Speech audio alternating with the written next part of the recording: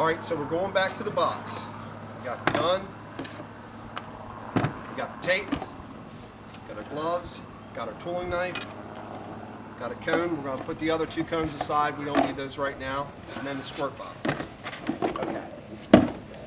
So, with the tape, we want to use the duct tape on the deck side because the deck side is so porous.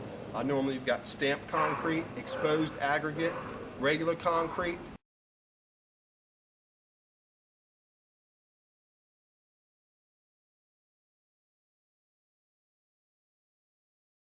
Okay, so we've got everything pretty cleared out, and I'm going to show you one reason why we don't use self-leveling, why we use the urethane we do.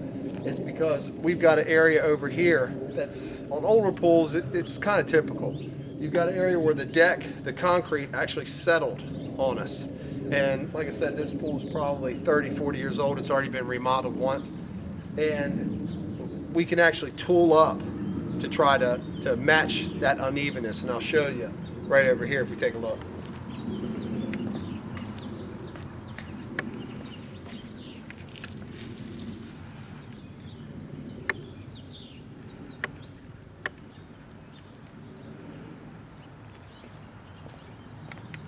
Now, I'll explain it to you. The back rod we have, it won't cover that area because it's so wide.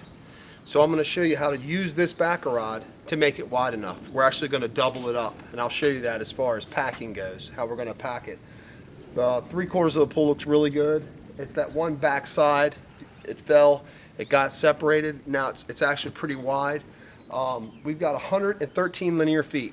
The kit comes equipped to handle 125 feet. So when we run into areas like this where we're going to use more material over here, we're normally pretty good, because this is a normal joint width around 5/8 to 3/4.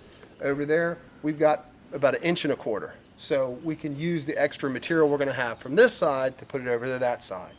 But right now we're going to go ahead and get taping, and I'll show you how to tape next.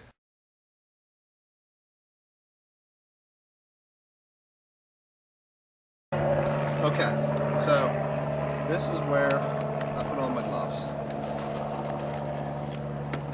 And what we're going to do is we're going to get ready to start shooting. Alright, this is the trigger release. Just push the trigger release and it pulls back pretty easy.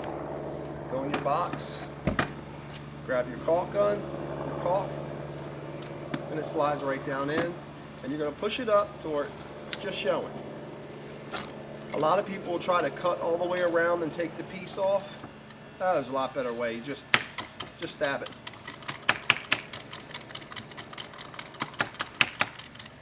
Okay? And what I like to do is just put it down on a piece of paper. And then what we're going to do is take our ring cap and our cone and just twist it, twist it, twist it until it's seated nice and tight. And then we're going to screw it in place. And it's that easy. When we're finished caulking it, it's going to be in a little ball. When you open it up, you'll be able to pull it out and just drop it onto your either a trash bag or a piece of paper, whatever you're using to keep clean. And then repeat the process again. So let's get started.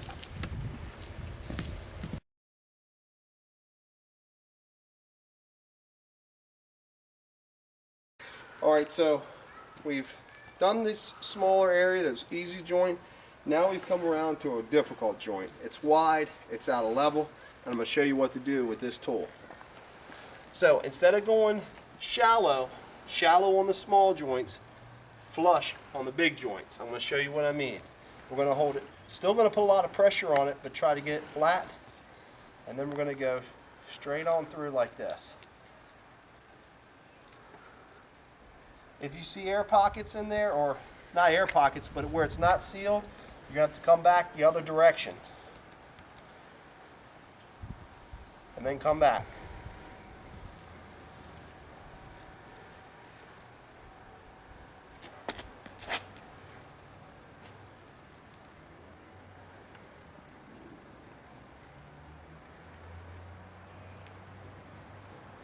The whole thing with this is we don't want to see any voids. We want it to be sealed.